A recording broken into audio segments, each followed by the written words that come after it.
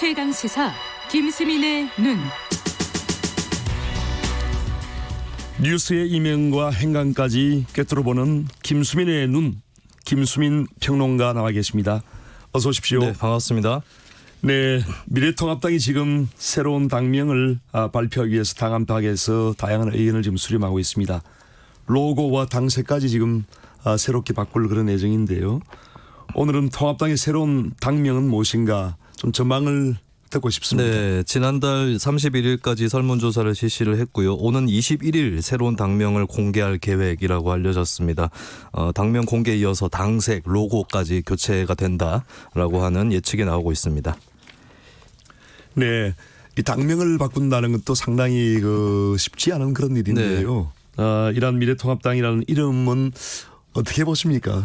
솔직하게. 예, 저는 이제 좀 바꿔야 된다는데 무게를 걸고 싶은데요. 뭐 총선에서 졌다고 해서 단순히 바꾼다 이거는 아닙니다. 근데 이제 당명의 가치가 어느 정도 들어가 있느냐 이것이 문제가 될 텐데 국민들은 정당들에게 우리의 미래가 무엇인가라고 묻고 있는데 미래다. 라고 당명의 미래, 통합 이렇게 들어가 있는데 미래가 무엇인지에 대한 설명 그리고 통합에 대해서도 무엇이 문제였고 어떻게 통합해야 되는지 여기에 대한 설명이 좀 가치가 들어가 있는 단어를 통해서 교체될 필요가 있어 보입니다. 네, 일단은 뭐 바꿔야 된다는 그런 말씀이 있는데요. 네. 지금 시점에서 이것을 변경해야 할 그런 필요성이 있을까요? 내년 4월 재보선에서 새로운 당명을 선보여야 한다면 선거를 앞두고 짠 하고 선보이는 것보다는 미리부터 좀 내보여서 면역력을 키워야 된다. 저는 그렇게 표현을 하고 싶습니다. 그러니까 당명을 뭘로 짓든 간에 뭐 이건 민주당 경우도 마찬가지인데 어떤 패러디라든지 놀림감이 되는 것은 항상 있던 일이었거든요. 근데 네. 그런 과정들을 다 거쳐가면서 통과 의례로 거치는 거기 때문에 만약에 바꿔야 된다면 아마 좀 서두르는 게 좋지 않을까 그렇게 보여집니다. 네, 저희가 이제 사전 설문조사를 해보니까 새 네. 당명의 키워드가 자유, 보수, 국민, 민주, 미래, 희망, 한국 등이 지금 거론되고 있습니다. 그래서 이 중 1위가 이제 응답자가 한 21%가 지금 꼽았는데요. 자유당이라고 하는 이름인데 이 이름은 어떻습니까? 네, 그 일장일단이 있는데요. 일단 장점은 대한민국 헌법에도 보면 자유민주적 기본질서라는 단어가 들어가 있습니다.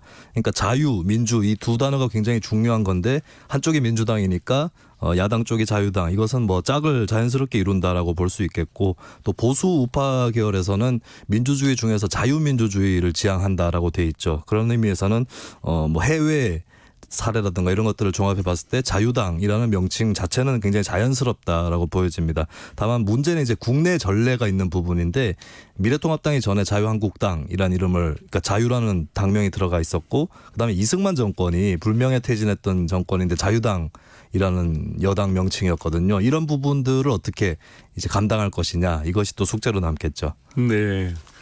보수 우파 계열의 그 정당 중에 영국에는 이제 보수당이 있고 네. 또 미국에는 공화당이 있는데 이런 이름들은 어떻게 보십니까? 저는 보수당보다는 공화당이 낫지 않을까 싶습니다. 보수라고 해버리면 이제 국민들 중에 일각을 대변한다라고 하는 그러니까 외연 확장에는 좀 도움이 되지 않는 이름이 아닐까 싶고요. 실제로 해외 보수 정당들을 봐도 보수당이라고 딱 쓰는 경우는 영국 정도 바뀌었고 나머지 보수당 이름을 달고 있는 정당들은 좀 몰락한 정당들이거나 그런 사례도 있습니다. 그래서 공화당이 이제 대한민국은 민주공화국이다라는 말도 있듯이 공화당이 더 나은 말이 아닐까 싶은데 공화당도 마찬가지로 아까 자유당이 갖고 있었던 단점을 같이 갖고 있죠. 그러니까 박정희 정부 때 썼던 여당 이름이기 때문에 이런 부분에 대해서 또 어떻게 감내할 거냐 이런 숙제는 또 남는다고 볼 수 있겠습니다.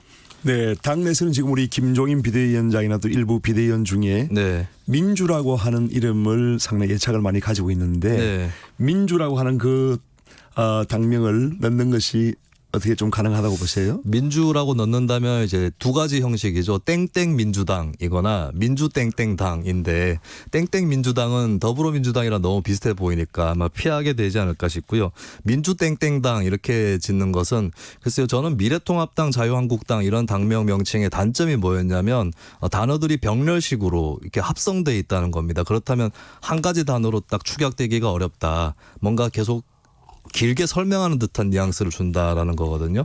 그런 의미에서 이제 두 가지 사례를 다 고려해 본다면 민주라는 말이 과연 들어갈 수 있을까? 이것은 좀 의문이긴 합니다.